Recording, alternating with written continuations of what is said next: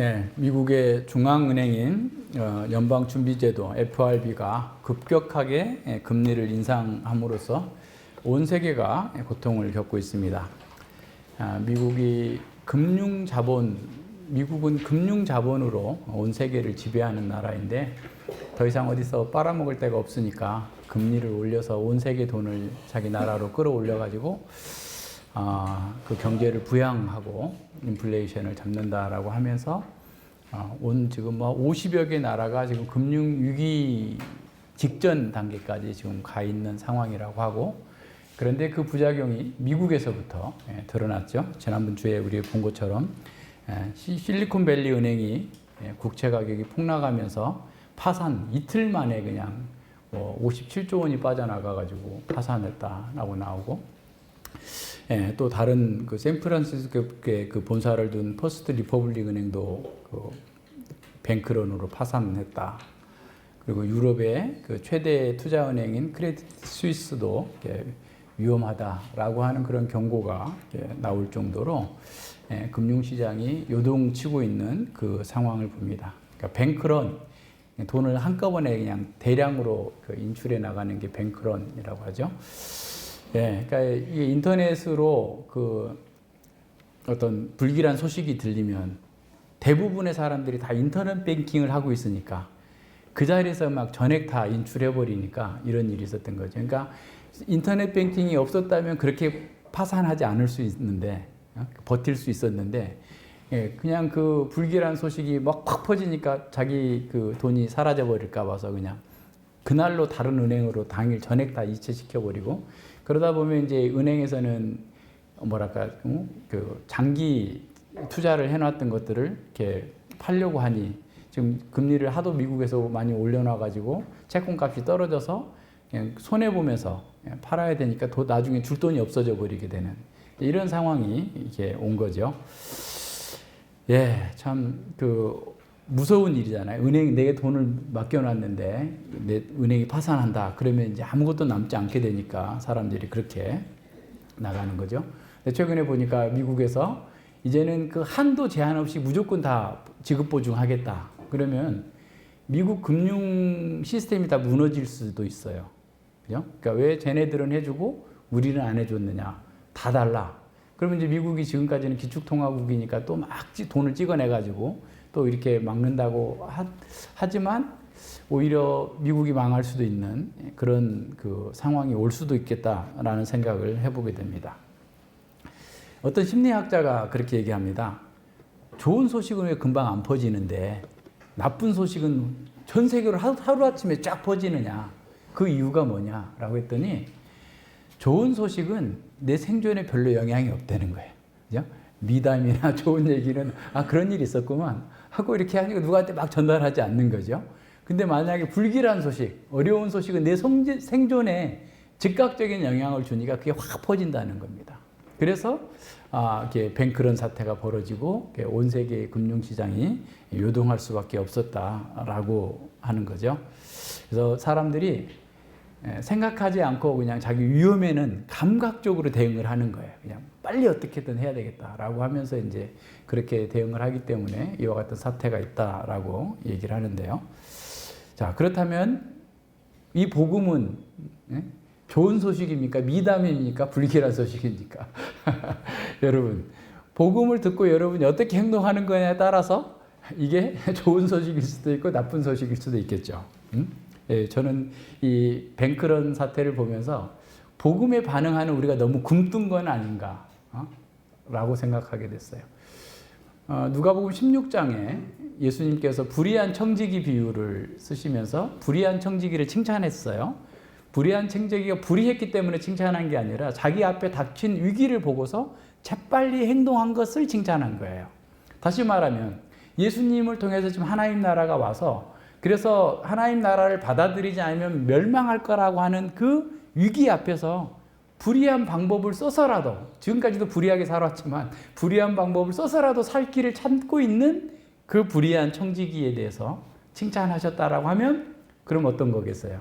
우리는 좀 불길한 소식이다 라고 생각하고 빨리 행동해야 된다 라고 하는 것을 보여주고 있는 겁니다.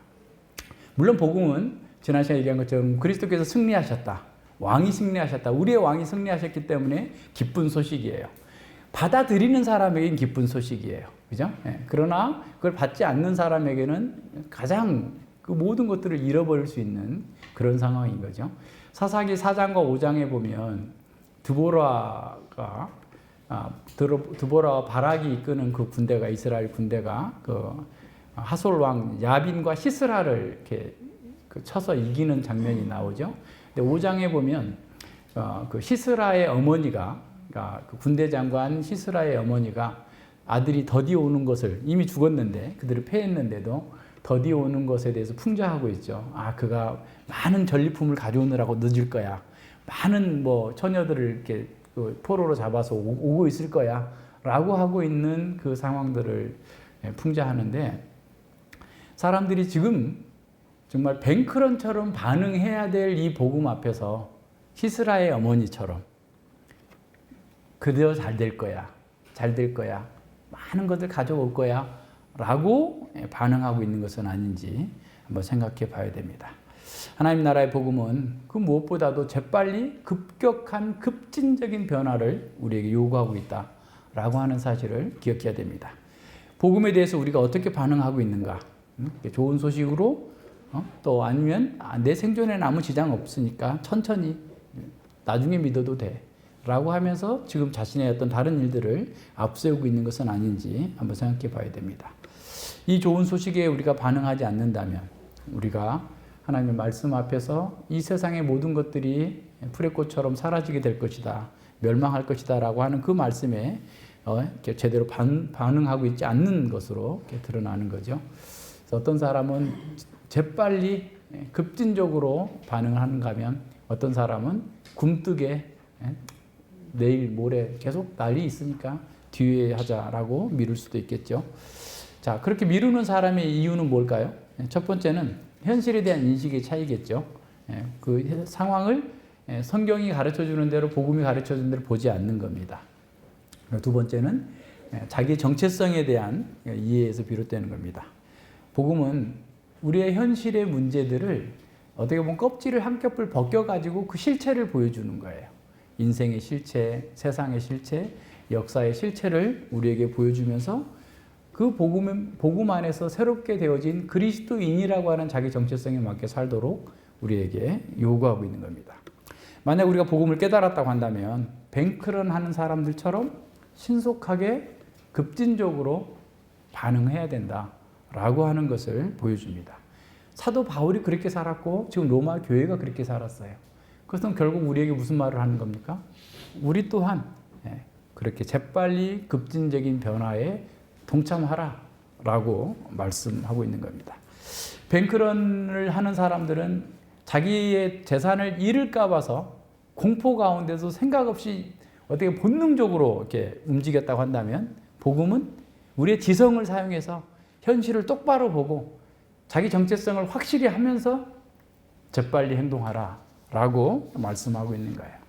그래서 바울 사도가 그랬고 로마 교회가 그랬고 역사 가운데 있는 모든 하나님의 백성들은 그와 같은 방식으로 현실을 인식했고 변화된 자기 정체성에 따라서 그렇게 살았음을 봐야 됩니다. 그래서 우리는 복음으로 우리의 현실을 분명하게 직시하고 우리 정체성에 맞게 속히 바르게 행동해야 된다라고 하는 것을 오늘 배울 수 있습니다. 복음은 죄로 인해 굴절된 역사의 그 종말에 대한 완전한 계시와 최종적인 성취를 보여줍니다. 모든 창조 세계와 모든 인간의 삶이 하나님 그 안에서, 하나님 나라 안에서 포괄적으로 회복되어야 된다라고 하는 사실을 우리에게 보여주고 있어요. 그 회복은 예수 그리스도 안에서 그리고 성령의 능력으로 역사 가운데 존재하고 또한 다가오고 있습니다. 이 복음은 우리 개인과 사회와 역사 전체를 근본적으로 변혁시킬 수 있는 힘이 있어요. 어떻게 반응하느냐에 따라서 우리는 달라질 수 있습니다. 바울 사도는 1절에서 자기를 소개했죠. 자기가 그리스도의 종이고 또 사도고 복음을 위하여 택함을 받았다라고 해놓고 복음에 대해서 또 2절과 4절에서 간략하게 설명을 해줬어요. 그리고 5절에 들어와서 다시 자기소개를 하고 있어요. 자기가 어떤 사람이다. 그로 말미암아, 그리스도로 말미암아, 주 예수 그리스도로 말미암아서 우리가 은혜와 사도의 직분을 받아 그 이름을 위하여 모든 이방인 중에서 믿어 순종케 하나니라고 하면서 자기 소개를 다시 합니다. 예수 그리스도로 말미암아서 사도가 되었고 바울은 우리가라고 했는데 이 우리라는 말이 그럼 누구를 얘기할까? 여러 사도들 가운데 자기를 포함시키는 걸까? 그건 아니고 바울 사도는 어떻게 보면 자기를 이 우리라는 표현으로 이제 그 창세기에서 왕적 충만의 복수로서 우리를 쓴 것은 그 당시에 고대 문화에서 있었던 것이라고 한다면 바울은 자신을 소개할 때 이런 범주적 복수라고 하는 그런 용어로서 자기를 말하지만 우리라는 말을 자주 쓰고 있어요. 바울 서신에서 굉장히 많이 나타나고 있는데 예를 들어서 고린도전서 9장 11절로 그 23절에 보면 우리가 너희에게 신령한 것을 뿌렸으니 그래서 우리라고 표현해요. 자기가 한 것을 가지고 또 그 데살로니가 전서 그 2장 18절로 20절에서 보면 너희는 우리의 영광이요 우리의 소망이다. 그러니까 우리라고 했던 것도 자기를 가리키면서도 우리라는 말로 이렇게 사용하고 있습니다. 그래서 어떤 학자가 얘기하기를 단수형을 지칭하기 위한 간용구로 사용된 편지 형식의 복수형이다 라고 얘기하는데 여기서 우리라는 말은 바울 자신을 가리키는데 이렇게 썼다라는 사실을 기억하면 되겠습니다.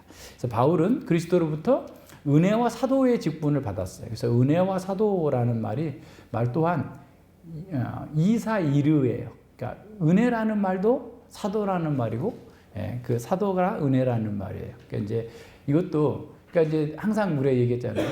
성경이 기록될 당시의 언어적 기호법에 우리는 잘 이해해야 된다 그랬죠. 그래서 바울은 이 사도의 직분을 은혜라고 여러 군데서 표현하고 있어요. 그래서 이 단어를 생각하면 사도 직분이라고 하는 하나님의 특별한 은혜라고 이해하는 것이 필요하고 사도라는 사명을 부여해 주시는 그런 은혜를 받았다라는 표현이겠죠. 그래서 사도 바울 자신은 자신의 그 사도적 직분을 은혜라고 설명하고 있는데 고린도전서 3장 10절에 보면 내게 주신 하나님의 은혜를 따라 내가 지혜로운 건축자 같이 터를 닦아둠에 다른 이가 그 위에 세우나 각각 어떻게 그 위에 세우기를 조심할지니 하나님의 은혜를 따라 여기서 은혜라는 말이 사도적 직분을 따라 그러니까 사도의 직분으로 지혜로운 건축자처럼 교회의 터를 닦아놨다라는 말이에요.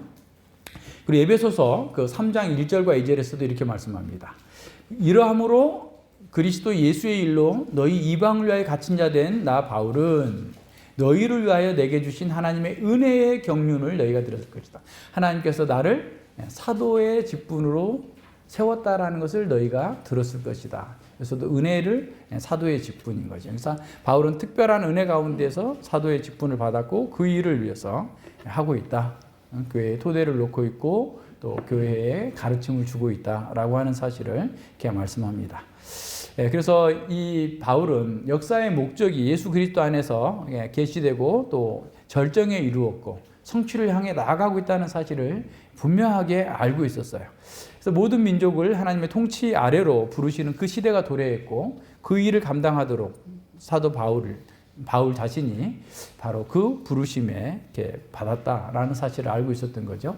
그래서 예수님 안에서 인간 인생과 역사와 또 모든 것의 참된 실체가 드러나게 된 거죠. 그래서 구약의 구속사가 성취되었고 하나님 나라 안으로 모든 민족을 부르는 이 중차대한 일에 사도 바울 그 자신이 은혜로 부름을 받았다라고 선언하고 있는 겁니다. 그래서 구속의 역사, 구속사의 그 정점 속에서 예수 그리스도께서 사단과 죄와 사망의 권세를 이기시고 모든 사람을 통치하시는 그 새로운 시대가 도래했다라는 사실을 선언하는 겁니다. 그래서 이 복음은 땅끝까지 전파되어야 됐고 바로 그 일을 위해서 자신이 사도로 부르심을 받았다라고 자기를 소개하고 있는 겁니다. 바울은 그 부르심을 통해서 자신의 삶, 자신의 인생의 목표, 이 모든 것들을 정말 뱅크런하는 것처럼 완전히 바꿔서 주님을 위해서 헌신하며 살았음을 보여줍니다. 그래서 바울은 그 사도의 직분을 따라서 살았어요. 그러니까 직분, 하나님의 특별한 은혜를 따라서 살았는데 그 사도의 직분을 얘기하면서 세 개의 전치사구를 사용해서 그의 사도직이 갖고 있는 세 가지 국면을 설명합니다. 5절에 보세요. 사도 직분을 그 이름을 위하여 보세요. 은혜의 사도 직분을 그 이름을 위하여 모든 이방인 중에서 믿어 순종케 하나니 그랬어요. 세 가지가 나오는데 먼저 그 이름을 위해서 우리말로는 이제 그 이름을 위하여가 먼저 나왔는데 원래는 이제 믿어 순종케 하는 것. 그 모든 이방인 중에서 그리고 그 이름을 위하여 나옵니다. 그래서 이 그 사도로서 그의 사역의 목표는 믿어 순종케 하는 일에 있다라는 거예요. 그러니까 그리고 그럼 사역의 장소는 어디냐? 이방인 중에서.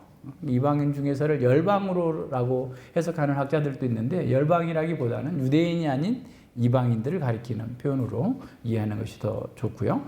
세 번째 그 사역의 목표는 그 이름을 위한 겁니다. 그러니까 바울의 궁극적인 그 사역의 목표는 예수님의 이름을 위하여서 주 예수 그리스도께서 영광 받도록 하기 위한 거다라는 겁니다. 그럼 첫 번째로 사도로서의 자신의 사역의 목표를 믿음에 순종케 하는 것이라고 했던 의미가 어떤 건지를 한번 보겠습니다. 먼저 우리는 여기서 믿음애로의 순종이거나 또는 믿음의 메시지에 대한 순종 또는 복음에서 입증된 하나님의 신실함에 대한 순종이라고 해석하는 것을 거부해야 됩니다. 로마서 전체의 문맥에서는 믿음은 그리스도와 연합하는 거예요. 그래서 연합해서 그리스도와 함께 사는 것을 믿음이라고 제시했지 어떤 일련의 교리들을 쭉 믿는 것 그 자체만을 가지고 믿음이라고 얘기하지 않기 때문에 그렇습니다. 그래서 가장 적절한 해석은 믿음에서부터 나오는 순종. 그러니까 믿었으면 순종이 나오도록 하는 그것이 자신의 목표인 거죠. 그래서 바울은 자신의 임무를 모든 사람을 불러내어서 그리스도의 주 되심에 복종케 하도록 하기 위한 거죠. 그래서 이런 복종은 회심할 때 이루어지지만 평생토록 우리가 헌신해 나가면서 더 심화되고 더 온전한 그런 복종으로 이루어져 가는 거죠.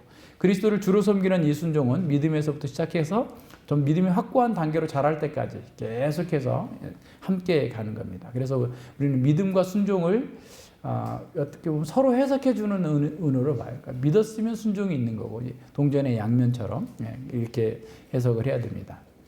근데 어떻게 보면 순종은 늘 이렇게 믿음을 포함하고 있고 믿음은 언제나 순종을 포함하는 것으로 이해해야 되는 거예요. 그러나 이것을 또 분리해서도 안 되고 하나로 또 붙여놔서도 안 됩니다. 그러니까 믿음과 순종이 따로 있는 것이라고 생각하면 안 되고 믿음과 순종이 또 하나라고 생각해서도 안 돼요. 무슨 말인지 기억할 수 또는 먼저는 믿고 나중에 순종한다. 이런 방식으로 이해해서도 안 된다는 거죠. 그러니까 믿으면 순종이 나오는데 그 순종이라는 것이 처음에는 미약할 수 있어요. 그죠? 그러나 점점점 믿음이 강화되는 것만큼 순종도 강화되고 믿음이 순종을 이끌고 순종이 믿음을 따르고 하는 그 관계로 이해하는 것들이 필요한 거죠.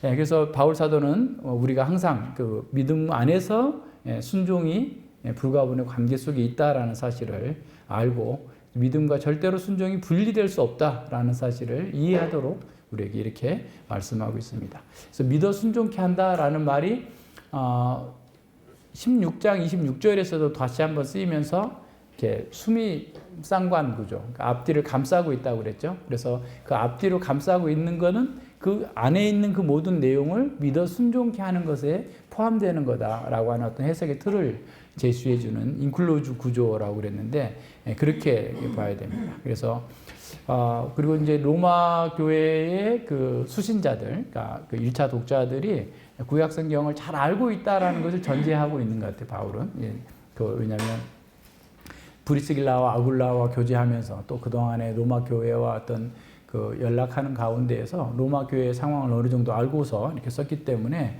그들이 구약 성경에서의 믿음과 순종이 늘 하나로 가고 있다라는 사실을 잘 이해하고 있었기 때문에 이렇게 썼다라고 하는 학자도 있습니다. 자, 그렇다면 우리가 복음을 믿는다면 사실상 그 복음 믿음 속에는 순종이 포함되어 있어야 되는 것이죠. 그래서 이제 그 로마서 6장 17절로 18절에서 이렇게 말씀합니다. 너희에게 전하여 준 바 교훈의 본을 마음으로 순종하여 죄에서 해방되어 의에게 종이 되었다. 교훈의 본을 마음으로 순종하는 것. 그래서 진정한 하나님 나라의 그 백성이 돼서 오히려 죄에서 해방되고 의의 종이 되었다. 그러니까 믿음은 단지 지적인 어떤 인식이나 정서적인 감동에 그치지 않고 의지적인 삶으로서 순종으로서 드러나야 된다라는, 드러나게 돼 있다라는 교훈의 본을 마음으로 순종하는 것.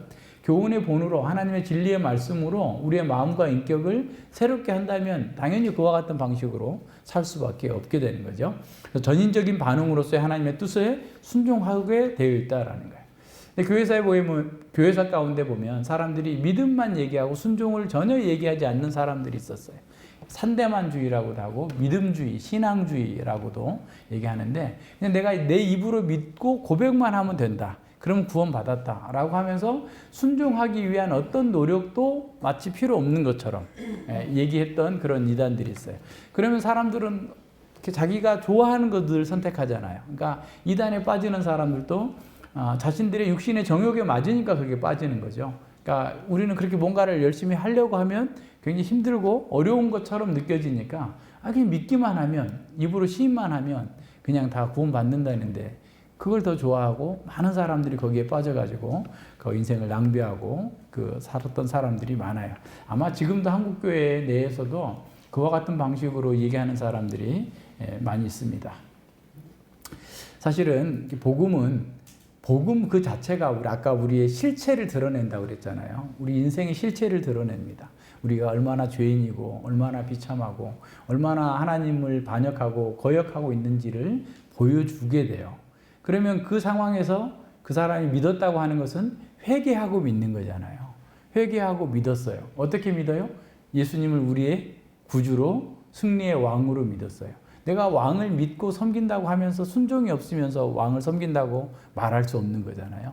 그러니까 이런 전혀 논리적이지도 않고 말도 안 되는 것들이 사람들에게 통하는 이유는 그게 자신들에게 이익이 될 거다, 자기가 편하게 될 거다라고 생각하기 때문에 그래요. 그래서 만약에 믿음이 있다고 하면서도 그 순종이 없다면 자기를 한번 점검해 봐야 돼요. 그죠? 항상 믿음은 순종이라고 하는 열매를 맺게 돼 있고 그 열매 속에서 또한 믿음도 자라가게 돼 있어요. 그러니까 우리가 뭐든지 하고 싶지 않을 때가 있죠.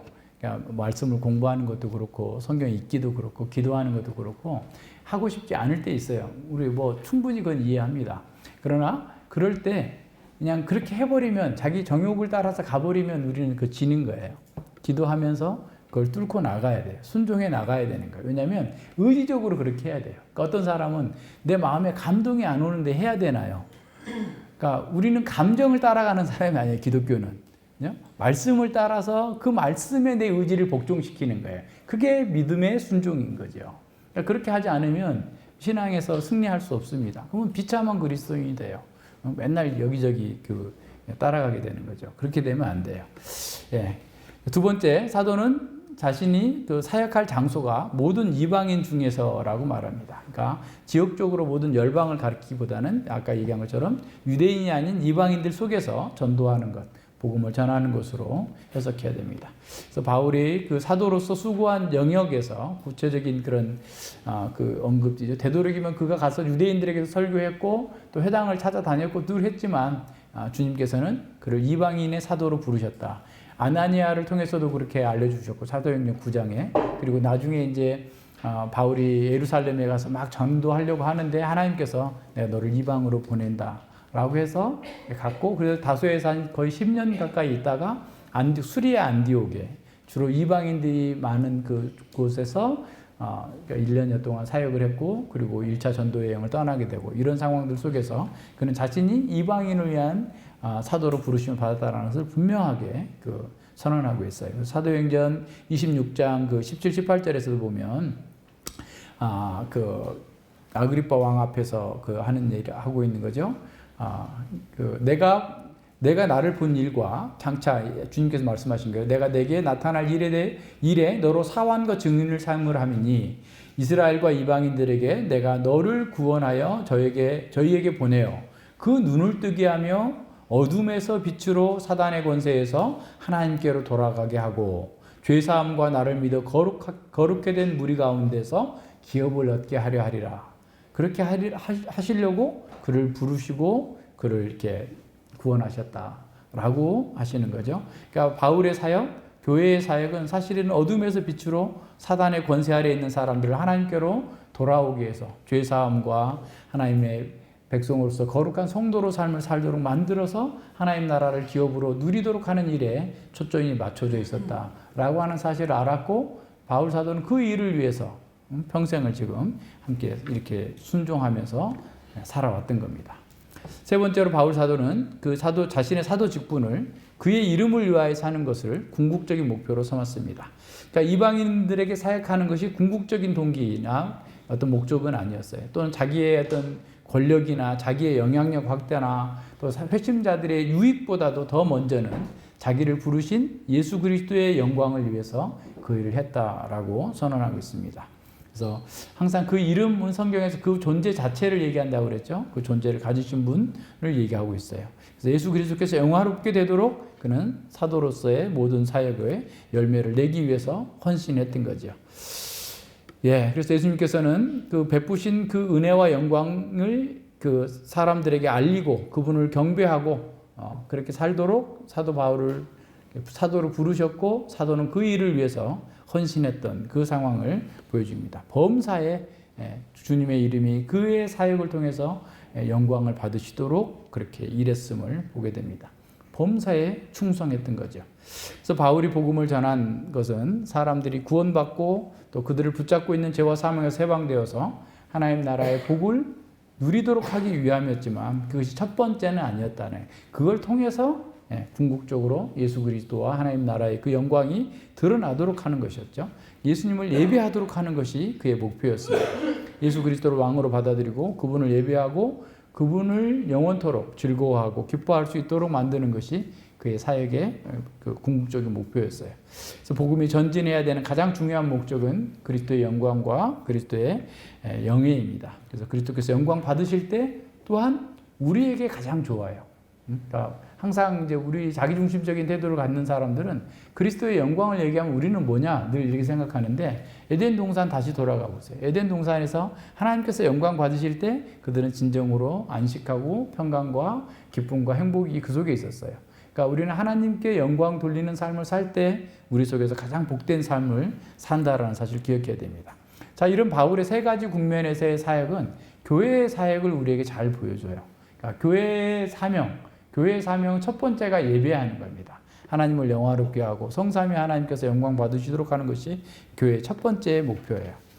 교회에서 양육을 하는 것도 사실은 바른 예배가 될 수 있도록 하기 위한 거죠. 참된 예배자로 살 수 있도록 해 나가는 것이 그 양육의 목표입니다. 그래서 어린이들이 또 청년들이 모든 성도들이 하나님을 알고 하나님께 합당하게 예배할 수 있도록 이끄는 것이 양육이죠. 교회의 세 번째 사명 선교도 역시 마찬가지입니다. 믿지 않는 사람들에게 복음을 전해서 하나님을 예배하고 그분께 영광을 돌리도록 그래서 그 속에서 진정한 복을 누리도록 만들어주는 것이 교회의 사명이에요. 그래서 하나님께 예배하고 또 하나님의 다스림 안에 거하는 그 복은 하나님을 예배하는 것에서 시작돼요. 그래서 우리 창세기 2장 15절에서도 다스려 지키게 하라. 다스려 지키게 하는 것이 하나님을 예배하는 거, 하나님 말씀대로 하나님을 이렇게 복되게 하는 것이었어요. 그래서 그 상황 속에서 우리는 복을 누리고 우리의 복은 또한 완성됩니다. 그러니까 우리의 하나님 나라의 극치에 이르게 될 때 우리는 극치의 예배를 드리는 거예요. 하나님과 함께 교제하고 함께 사는 그 영광에 우리가 참여하는 것입니다. 그래서 우리는 하나님의 이름을 위하여서 예수 그리스도 이름을 위하여서 예배하고 기도하고 선교하고 또 양육한다라는 사실을 기억해야 됩니다. 자, 이제 6절에 봅니다. 부르심과 사랑을 입은 성도들이 나타납니다. 너희도 그들 중에 있어 예수 그리스도의 것으로 부르심을 입은 자니라 그랬어요. 이방인들 중에서 지금 현재 그 로마 교회는 다수가 다 이방인 출신의 그 크리스찬들이었기 때문에 이렇게 표현한 거죠. 바울이 하나님의 부르심에 의해서 사도직을 받은 것처럼 로마의 성도들 또한 그리스도의 제자가 되고 또 성도로서 부르심을 받은 것. 그 하나님의 부르심 때문에 그렇다는 거죠. 그리스도의 것으로 부르심을 받은 거예요. 그러니까 아까 얘기했죠. 그리스도의 것, 그리스도의 가족, 그리스도에 속한 자로서 우리는 부르심을 받았다라는 사실을 기억해야 됩니다. 부르심의 주체는 예수 그리스도가 아니고 늘 하나님이에요. 항상 신약 성경에서도 부르심은 성부 하나님께로부터 부르셨다라는 방식으로 나타납니다. 그래서 로마서 8장 30절에서도 그렇고 로마서 11장 29절에서도 그렇고 고린도전서 1장 9절에서도 하나님께서 우리를 부르셨다라고 해요. 하나님께서 성도들을 그 하나님의 아들과 교제하도록 부르셨기 때문에 로마 교회의 성도들은 그리스도에 속한다는 의미에서 그리스도의 것으로 부르심을 받았다라고 말씀해 주고 있어요. 그래서 로마 교회의 성도들은 어떤 인종적인 뿌리가 아니라 더 중요한 것은 영적인 목적지죠. 그리스도의 것으로 이렇게 부르심을 받았다는 사실을 알고 있어야 돼요. 어떤 자리에 있든지 어떤 민족으로부터 왔든지 간에 예수 그리스도의 것으로 살도록, 예수 그리스도와 함께 살도록 부르심을 받았다라는 사실을 기억해야 됩니다. 우리 역시 마찬가지죠. 그리스도께 속한 자가 되도록 부르심을 받았어요. 하나님의 부르심을 통해서 우리는 그리스도 안에서 자리를 잡았어요. 그리스도의 교회 안에서 자리를 잡았어요. 그래서 우리는 그리스도의 영역 안에서 그리스도의 나라에 속하도록 부르심을 받았다는 사실을 기억해야 됩니다. 그래서 우리의 정체성은 다시 새롭게 봐야 돼요. 그리스도 안에 새로운 정체성을 받은 사람이에요. 모든 시대의 모든 성도에게 주어진 그 보편적인 특권이 바로 그리스도 안에 사는 사람이다라는 거예요. 그래서 이 그리스도의 하나님의 부르심은 복음의 초청으로 이루어지죠. 그래서 누가복음 14장의 왕의 잔치 비유에서도 오소서 모든 것이 준비되었나이다. 초청으로 시작됩니다. 그렇게 초청을 하지만 모든 사람이 그 초청에 응답하는 것은 아니죠. 그래서 이 현상에 대해서 교회사 가운데에서 두 가지 어떤 그 질문에 대한 답이 있는데, 하나는 이제 알미니안주의들입니다. 그러니까 자기가 언제든지 부르면 자기 의지대로 그렇게 나아갈 수 있다. 자기 방식대로, 자기 힘으로 하나님께 나아갈 수 있다라는 반펠라기우스주의자들, 그런 사람들이죠. 사람들이 복음을 받아들일 수 있는 능력이 있다라고 얘기하고, 그 초청은 자기가 알아서 받을 수도 있고 거부할 수도 있다라고 얘기하는 사람들입니다. 그러나 이것은 성경의 가르침을 무시하는 것이고 하나님의 그 주권을 무시하는 행동입니다. 그러면 우리 개혁파에서는 어거스틴의 전통을 따라서 정말 처음부터 하나님의 그 주권적인 은혜의 역사가 있어야만 그 초청에 응답한다라고 가르치는 거예요. 왜냐하면 인간이 원죄로 말미암아서 철저하게 죽어있기 때문에, 부패되어 있기 때문에 그 하나님의 복음의 능력, 부르심에 응답할 수 없다라는 사실을 인정하는 겁니다. 그래서 응답하는 사람은 누구냐? 하나님께서 그에게 은혜를 주셔서 성령께서 그 가운데에서 특별한 사역으로 자기 죄를 보게 하시고 그리스도의 그 구속 사역을 받아들이고 하나님의 사랑에 응답할 수 있도록 만들어 주신다라는 거예요. 성령 하나님께서 듣는 자의 그 마음을 열어주시지 않는 이상의 사람은 누구도 결코 이 복음의 응답에 참여할 수 없습니다. 부름에 응답할 수 없습니다. 그래서 성령께서 그 마음을 열어서 깨닫게 하시는 것을 유효한 부르심이라고 그런 거예요. 그죠? 그러니까 성령께서 부르셨으면 그가 유효하게 응답하고 회개하고 믿음으로 나아가고 양자가 되고 영광에 이르게 될 것을 보여주는 효력 있는 부르심, 유효한 부르심 또는 내적인 부르심이라고 얘기하죠. 그 부르심이 없는 사람들은 외적인 부르심, 그냥 청함은 받았고 그런 택함을 받지 못한 사람들을 얘기하는 거죠. 씨 뿌리는 비유에서도 그 세 가지 밭의 전형이 나오죠. 길가에 뿌려진 씨앗은 말씀을 들어갔으나 아무런 반응이 나타나지 않는 사람 반면에, 돌짝밭에 뿌려진 씨앗이나 또는 가시떨기에 뿌려진 그 씨앗은 기쁨으로 받고 싹도 나고 심지어 꽃은 피우되 열매를 맺지 못하는 그런 경우도 있는 거죠. 그분들도 어찌 보면 외적인 부르심에 있는 사람들입니다. 그러나 좋은 땅에 떨어진 씨앗은 똑같은 고난과 어려움과 환난이 있고 햇볕도 있고 뭐 다 있지만 그걸 잘 견뎌내고 30배, 60배, 100배의 결실을 맺는 사람들, 그 사람들이 효력 있는 부르심, 성령의 내적인 부르심 속에서 응답하는 사람들입니다. 그래서 하나님의 이 효력 있는 부르심을 입어야만 복음에 응답할 수 있다라는 사실을 기억해야 됩니다. 그래서 이제 이 사실은 너무나 많이 성경에 제시되고 있어서 뭐 다 찾아볼 수 없을 정도로 많은데, 베드로가 처음 오순절날 아까 설교하면서도 하나님께서 부르시는 자들은, 먼데 있는 자들이든 가까이 있는 자들이든 다 나와서 이 성령의 은혜, 성령의 기름 부음에 참여하고 그리스도의 것으로 바뀔 거다라고 사도행전 2장 38, 40절에서 말씀하게 됩니다. 바울도 고린도전서 1장 그 22, 24절에서도 보면 오직 부르심을 입은 자들에게는, 그러니까 헬라인은 지혜를 유대인은 표적을 구하고 헬라인은 지혜를 찾으나 우리 십자가에 못 박힌 그리스도를 전하니 유대인은 거리끼는 것이요 이방인에게는 미련한 것이로되 오직 부르심을 입은 자들에게는 유대인이나 헬라인이나 그리스도는 하나님의 능력이요 하나님의 지혜다 그랬어요. 그러니까 복음을 전할 때 어떤 사람은 받고 어떤 사람은 안 받아들이는 거예요. 헬라인에게는 미련한 것이고 유대인들은 어리석은 것이고 말도 안 되는 것이고 이렇게 하지만 거리끼는 것이지만 어떻게 메시아가 십자가에 못 박혀 죽을 수 있다는 말인가, 말도 안 되는 소리 하지 마 하면서 거리끼는 것이었지만 오히려 하나님께서 부르심을 입은 자들에게는 유대인이나 헬라인이나 누구나 다 그리스도는 하나님의 능력이고 하나님의 지혜다. 부르심을 입은 자들은 믿고 하나님의 능력과 지혜를 그리스도 안에서 발견하고 새로운 생명의 삶을 살게 된다라는 겁니다.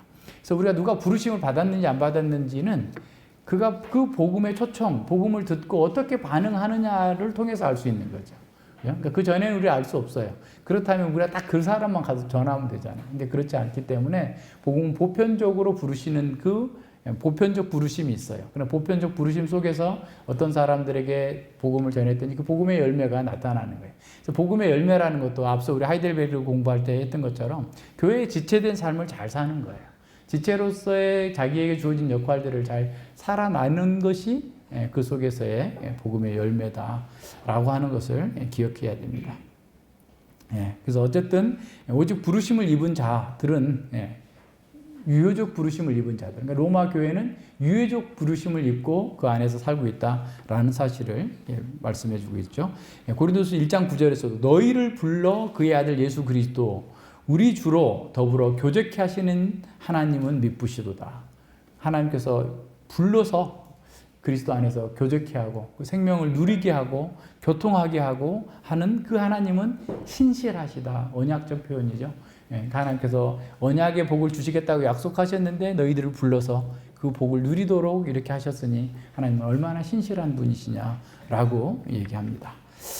그 에덴 동산에서부터 주시겠다고 했던 그 언약의 복을 그 부르심을 받은 자들에게 주셨다라는 것을 이렇게 말씀하고 있는 거예요. 사도 베드로도 베드로전서 2장 9절에서 너희를 불러내어서, 그러니까 너희는 뭐예요? 택하신 족속이고 왕같은 제사장들이요 거룩한 나라요 그의 소유된 백성이니 이는 너희 가운데에서 너희를 어두운 데에서 불러내어 그의 기이한 빛에 들어가게 하신 자의 아름다운 덕을 선전하게 하려 하심이라 그랬어요. 불러내셔서. 그래서 그것도 역시 언약이죠. 그러니까 출애굽기 19장 1절로 6절에 있는 말씀들을 사용하셔가지고 우리가 하나님의 백성이고 거룩한 백성이고 제사장이고 이런 사람인데 어떻게 그렇게 됐느냐? 주님께서 우리를 불러내셨기 때문에 그렇다라는 거예요. 효력 있는 부르심은 그 부르심을 성취하는 삶으로 나타나도록 되어 있어요. 그러니까 효력 있는 부르심이 무효하게 끝날 수는 없겠죠. 하나님의 부르심은 분명하게 그 열매를 맺도록 하나님께서 이끌어 가신다라는 사실을 보게 돼요. 그래서 그 베드로후서 1장 3절로 11절에서도 너희가 부르심을 받았다면 계속해서 성장해서 하나님 나라에 넉넉하게 들어가는 열매를 낼 것이다. 근데 성장하지 못하고 계속 거기서 주저앉아서 있으면 하나님 나라 넉넉하게 들어갈지 못 들어갈지 한번 고민해봐라 라고 이렇게 말씀할 정도로 얘기하고 있는 거예요. 부르심은 반드시 효과적인 열매를, 그 부르심에 합당한 열매를 맺도록 하신다라는 사실을 기억해야 됩니다. 그래서 우리의 마음과 삶 속에서 구원의 유효한 열매들을 내게 하시는 것이 하나님의 유효한 부르심을 받았다는 증거인 거죠. 그래서 이 부르심 성령을 통해서 하나님의 복음의 초청을 듣는 사람들이 회개하고 믿고 순종으로 나아가면서 하나님의 그 주권과 하나님의 영광에 참여할 수 있도록 이끌어 가시는 겁니다. 7절에 봅니다. 로마에 있어서 하나님의 사랑을 입고 성도로 부르심을 입은 모든 자에게 하나님 우리 아버지와 주 예수 그리스도를 쫓아 은혜와 평강이 있기를 원하노라 그랬어요. 하나님의 사랑을 입었고 부르심을 입었어. 성도로 부르심을 입었죠. 사랑하심을 입고 부르심을 입은 사람들. 로마의 그리스도인들은 바로 그런 사람들입니다. 하나님의 사랑을 입은 사람이에요. 우리 또한 하나님의 사랑을 입고 성도로 부르심을 받았어요. 이 두 말 다 사실은 구약의 이스라엘에 대한 지칭입니다. 구약에서 하나님께서 너희들을 사랑하는 자다. 내가 너희를 불렀다. 애국에서 불러냈다. 너희를 어디서 불러냈다. 다 구약적인 용어 속에 들어가 있어요. 그래서 그들이 로마에 있는 그 사람들은 그리스도 안에 있게 된 것은 하나님의 사랑 때문에 그런 거죠. 에베소서 2장에서 보여주고 있는 것처럼 우리는 죄와 허물로 죽어 있어서 공중 권세 잡은 자가 우리의 세상 풍속을 쫓게 하고 우리의 정욕을 따라 살면서 하나님의 진노의 자녀처럼 온갖 악을만 행하던 그런 사람이 긍휼에 풍성하신 그 하나님, 사랑에 풍성하신 하나님께서 우리를 건져내셔서 그 사랑으로 우리를 그리스도와 함께 부활시키시고 그리스도와 함께 하늘에 앉히시면서 우리에게 하나님 나라의 복과 영광을 부여하셨다라고 하는 사실을 보여줍니다. 그래서 하나님의 사랑을 입었기 때문에 우리가 이렇게 있는 거예요. 그 죄와 사단의 권세에서 빠져나올 수 있었던 겁니다. 우리가 무엇인가를 했기 때문이 아니라 우리에게 주어진 그 모든 것은 하나님의 사랑하심과 하나님의 부르심의 결과로서 나타나는 거예요. 그렇기 때문에 이 속에서 우리 자신을 자랑할 수가 없는 거죠. 그죠? 행위로 말미암은 것이 아니고 하나님께서 선물로 우리에게 주셨으니까. 그래서 이 에베소서 2장에서 하나님의 긍휼과 사랑을 오는 세대에게 전파하도록 하시기 위해서 우리를 그렇게 하셨다라고 하는 거예요. 그러니까 이 하나님의 긍휼과 자비하심 속에서 우리가 구원받은 거예요. 우리가 구원받은 것은 우리의 육체적인 어떤 혈통이나 자연적인 출생이 아닌 영적인 거듭남, 하나님의 사랑으로 말미암은 거예요. 그러니까 아무리 탁월한 목사가 잘 전해도 그 목사 때문에 구원받을 수 있는 게 아니에요. 아무리 부모가 사랑으로 복음을 전해줬어도 부모 때문에 구원받는 게 아닙니다. 개혁교회에서 시행되고 있는 모든 은혜의 방편들을 풍성하게 누리는 가정에서 태어났고 그런 가정에서 잘 자랐다 할지라도 그것 때문에 구원받는 게 아니에요. 그죠? 이 하나님 나라에 하나님의 사랑을 입고 긍휼하심, 하나님의 은혜로 말미암아서 우리가 있는 거죠. 그러나 우리가 그런 것들을 계속 사용해야 돼요. 그러면서 기도해야 됩니다. 그것 자체로서 다 이루어지는 게 아니기 때문에 하나님의 은혜를 구하면서 그 일을 해야 되는 거죠. 그래서 하나님의 은혜를 경험한 사람은 자기를 자랑하는 사람이 아니에요. 늘 은혜의 영광을 찬양하는 사람입니다. 그러니까 우리에게 주어져 있는 구원의 은혜, 영적인 그 모든 복들은 하나님을 찬양하는 것이 돼야 되고 감사하는 것이 돼야 됩니다. 그리스도인, 모든 그리스도인은 또한 성도로 부르심을 받았어요. 성도, 거룩한 백성이라는 뜻이죠. 거룩한 백성들, 또 장엄한 총회 이런 말이에요. 여전히 구약의 의미를 사용한 거예요. 구약에서 성도라고 하는 것은 하나님의 사랑을 입고 하나님께 헌신된 사람이라는 뜻이에요. 그러니까 하나님의 사랑을 입은 자, 그리고 하나님께 헌신된 사람이 성도인데, 이 거룩한 자들이 또한 때로는 천상적인 존재로 천사들을 향해서 거룩한 자들이라고 표현되기도 하고, 또 자주 등장하는 것은 종말론적인 미래의 하나님의 백성과 관련해서 이렇게 나타나기도 합니다. 그래서 이런 구약의 그런 모든 언어들, 그래서 이제 아주 중요한 게 다니엘서 7장에 보면 앞서 인자 같은 이가 왕권을 받아서 다스린다 해놓고 7장 27절에 가면 성도들이 다스린다고 그래요. 그러니까 종말론적인 인자 안에서 포함되어 있는 성도들이 하나님 나라를 상속받고 그 하나님 나라를 통치하게 될 것을 선언하고 있습니다. 거기서 종말론적인 하나님의 백성들이 온 세상을 통치한다. 그들이 성도다라는 말이에요. 그러니까 이 바울이나 신약 성경에서 사용되고 있는 그런 용어들 하나하나가 그냥 그 당시에 어떤 말을 쭉 갖다 쓴 게 아니라 이미 구약 성경에서 쭉 이어져 왔던 그 내용들을 연결해가지고 그 의미를 또 그리스도 안에서 기독론적으로 해석해서 우리에게 더 풍성하게 가르쳐주는 사람, 가르쳐주고 있습니다. 그래서 이제 성도라고 하면 그리스도 안에 있는 사람들로 하나님 나라, 그리스도가 다스리는 하나님 나라에 들어가고 하늘 지성소에 마음대로 왔다 갔다 할 수 있고 하나님과 교제할 수 있는 전례 없는 특권과 은혜를 누리는 사람이 성도인 거예요. 그러니까 우리가 성도라는 그 직분이 얼마나 대단한 거예요. 그러니까 이 세상에 그 누구도 할 수 없었던 일을 예수님 안에서 우리는 하나님 하늘 보좌에 날마다 왔다 갔다 할 수 있고, 그 하나님 안에서 우리에게 무엇이든지 하나님께 구할 수 있고 무엇이든지 하나님과 함께 누릴 수 있는 그 특권을 받은 사람인 거죠. 그래서 성도로 부르심을 받은 그 사람은 하나님으로 말미암아서 그리스도의 성품과 그 사역에 항상 믿음으로 참여하고 반응하도록 부르심을 받았어요. 자, 하나님께 속해서 하나님의 사역 안에서 하나님을 위해서 살도록 우리가 하나님의 거룩한 백성이라고 하는 그 지위를 받았다, 그 특권을 받았다라는 사실을 기억해야 됩니다. 성도는 성령 안에서 거룩하게 된 사람이고 그들의 삶 속에서 하나님을 기쁘시게 하는 것이 삶의 첫 번째 원칙이 되는 겁니다. 성도는 그 자체가 거룩한 무리들 공동체를 의미해요. 회중 전체를 의미하기도 합니다. 성도는 하나님의 가족을 의미해요. 하나님의 가족으로서 하나님이 거룩하시니 그 자녀들로 또한 거룩한 삶을 사는 하나님의 가족들입니다. 한 하나님을 아버지로 모신 교회 공동체에 속한 사람이 또한 성도입니다. 그들은 한 성령으로 거듭났고 양자의 영을 받아서 하나님을 아바 아버지라 부르짖는 사람들입니다. 성도는 한 이름을 기뻐하는 자들, 즉 예수 그리스도를 기뻐하는 사람들로서 이 땅에 존재하고 있는 겁니다. 그래서 성도는 이 한 성령의 인도하심을 받기 때문에 성품과 삶에서 보편적인 그 표지가 드러납니다. 하나님께서 기뻐하시는 것을 기뻐하고 하나님께서 미워하시는 것을 미워하는 사람, 그것이 성도죠. 그래서 한 가정의 형제 자매들이 서로 닮는 것처럼 전능하신 하나님의 자녀들은 그 전능하신 하나님을 또한 닮고 서로 또한 닮아가게 됩니다. 죄를 미워하고 하나님을 사랑하고 말씀을 공부하는 것을 즐거워하고 그 말씀을 따라 소망하는 것 또한 같습니다. 날마다 변함없이 말씀을 묵상하고 말씀에 가르치는 바를 따라 살기 위해서 노력하는 것 또한 동일합니다.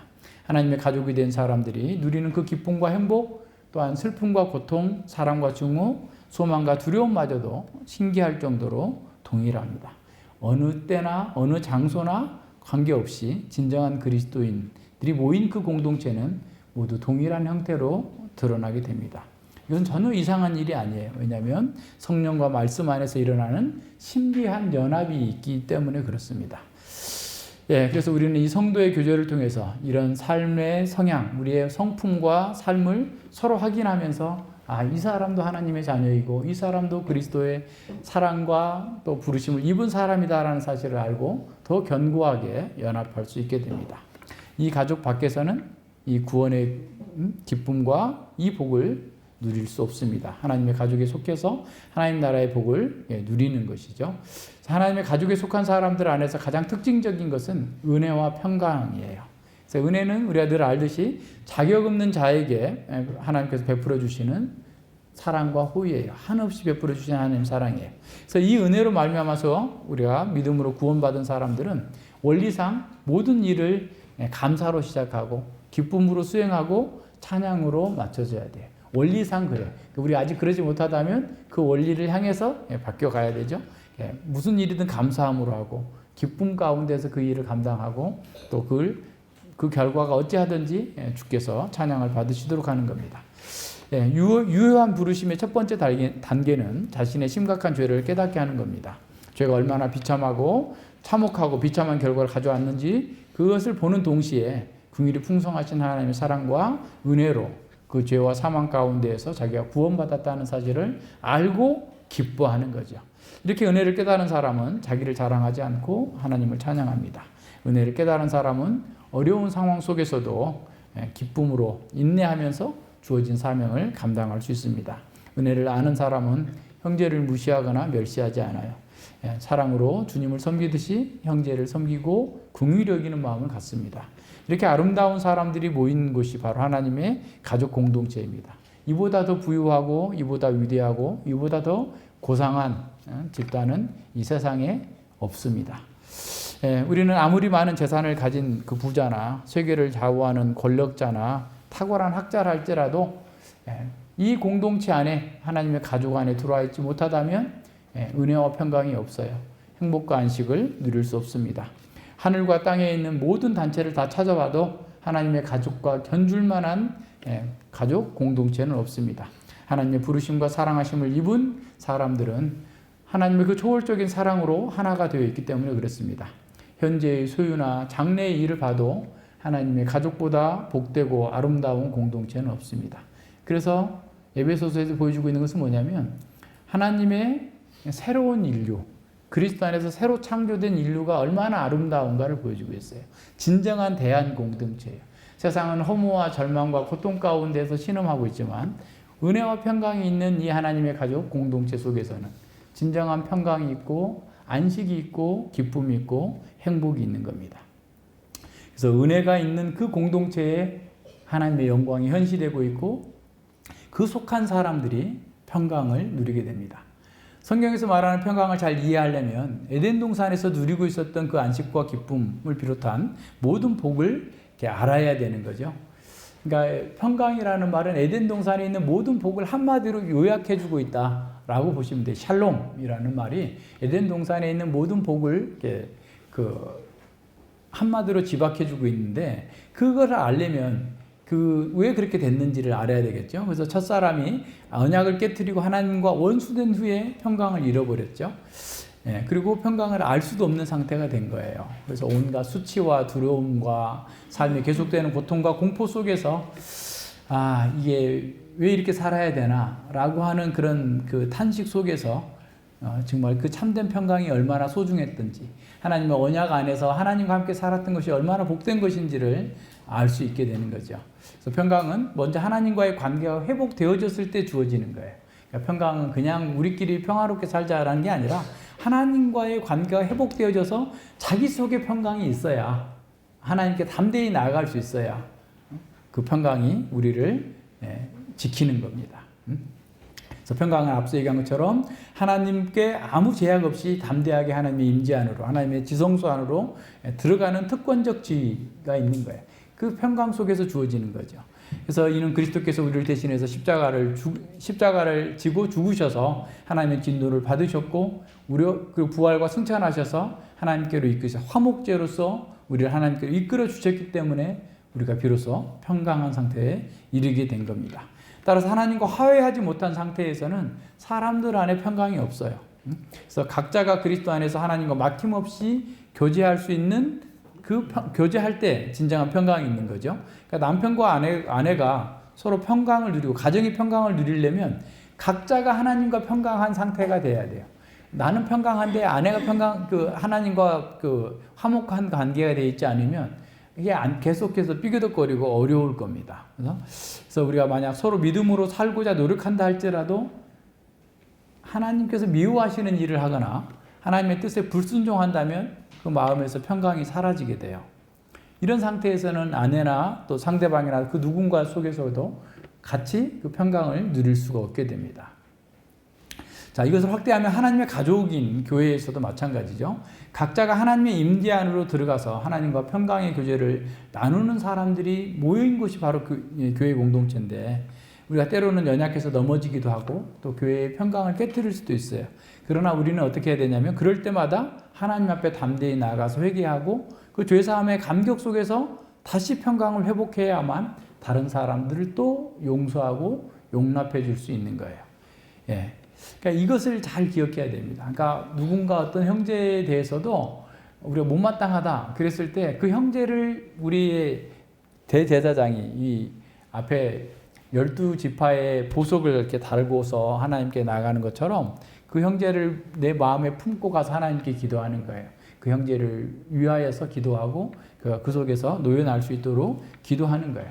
그래서 그런 속에서 우리가 진정한 평강이 회복이 되는 거지, 인간적으로 잘해줘가지고 그 문제가 해결되거나 그러지 않아요. 왜냐하면 하나님과의 관계에서 틀어져 있기 때문에 그 관계가 회복되기까지는 그 문제가 풀어지지 않는다는 사실을 기억해야 됩니다.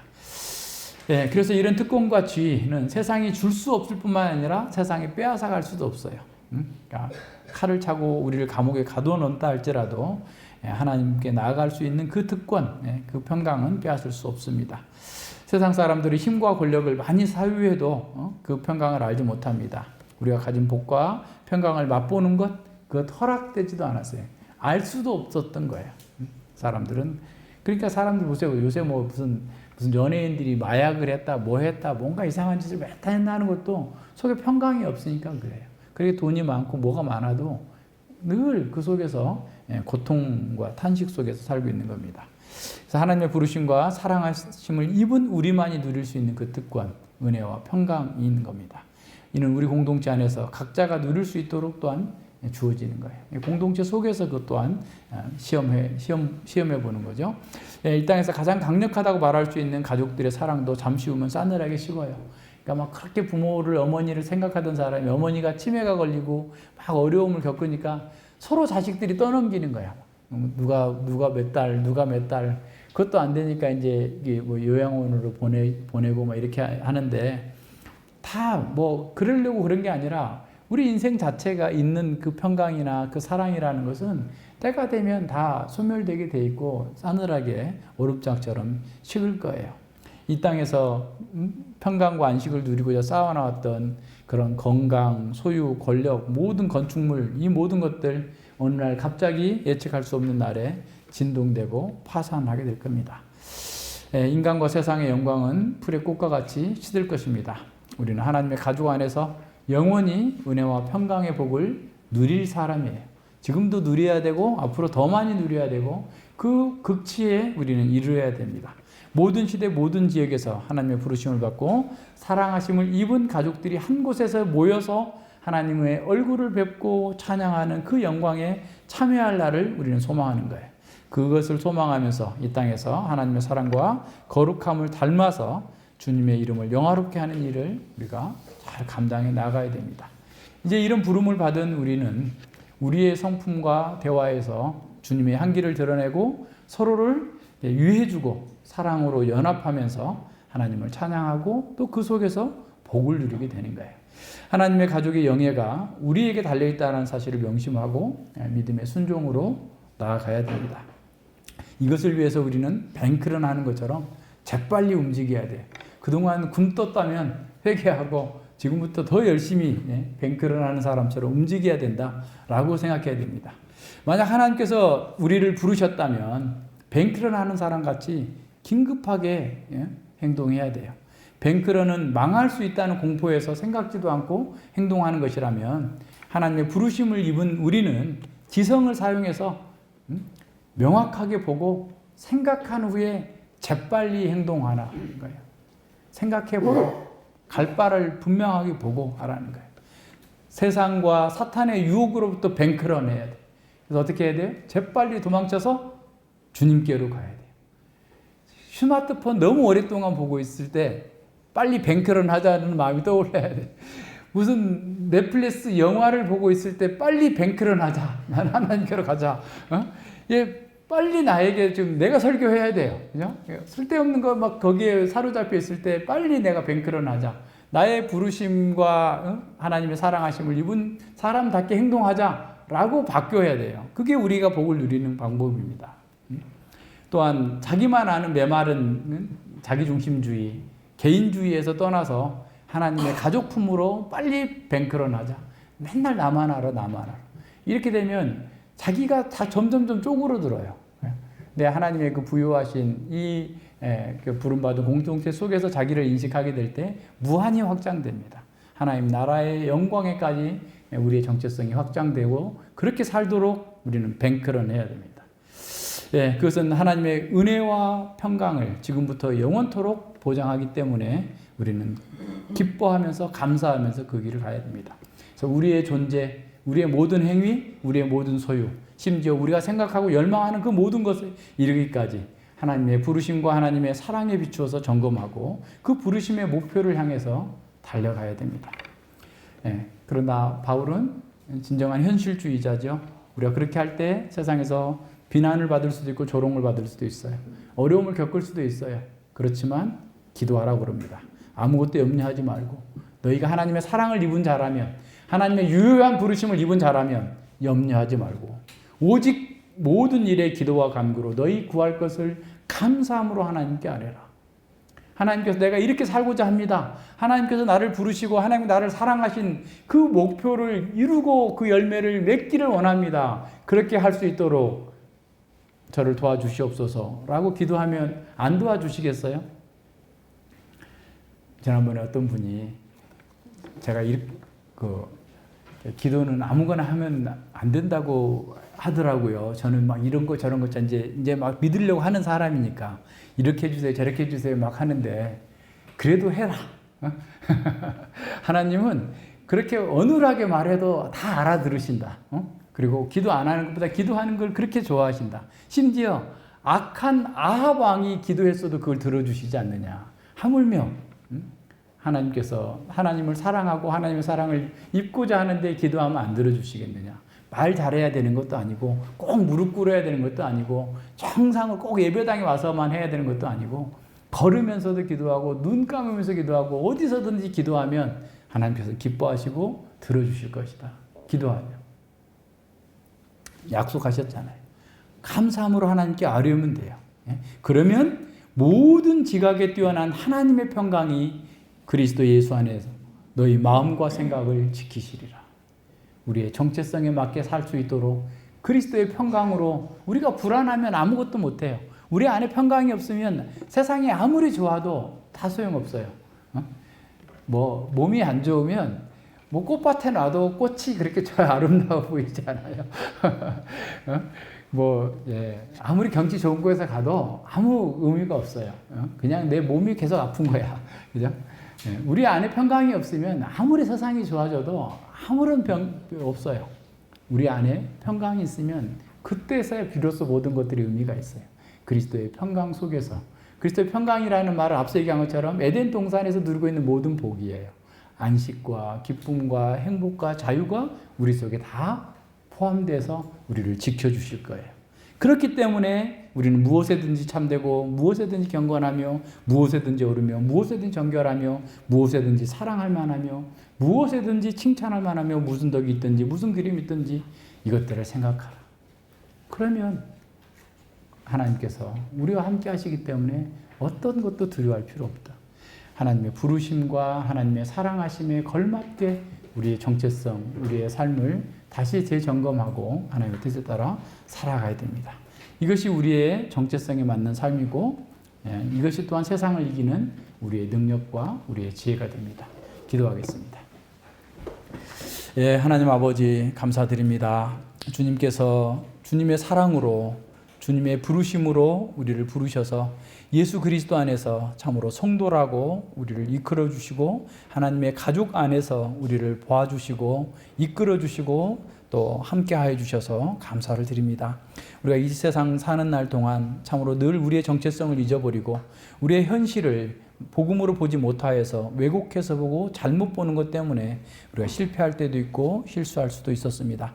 그러나 주님께서 다시금 저희들의 현실과 정체성을 분명하게 보여주시고 주님의 사랑과 주님의 긍휼하심 때문에 우리가 은혜 가운데에서 이렇게 큰 사랑을 입고 새로운 정체성, 새로운 생명, 새로운 나라를 받아서 새로운 왕을 우리가 모시면서 살 수 있는 자가 되었다는 사실을 알게 되었습니다. 우리가 어느 곳에서 무엇을 하고 있든지 간에 주님의 백성으로 주님의 가족으로서 이 땅 가운데에서 존재하는 동안 주님을 의지하고 주께서 주시는 그 특권과 지혜를 잘 사용해서 우리 앞에 있는 삶의 모든 어려움들, 경주를 잘 감당해낼 수 있도록 함께하여 주시옵소서. 감사드리오며 예수님 이름으로 기도드립니다. 아멘.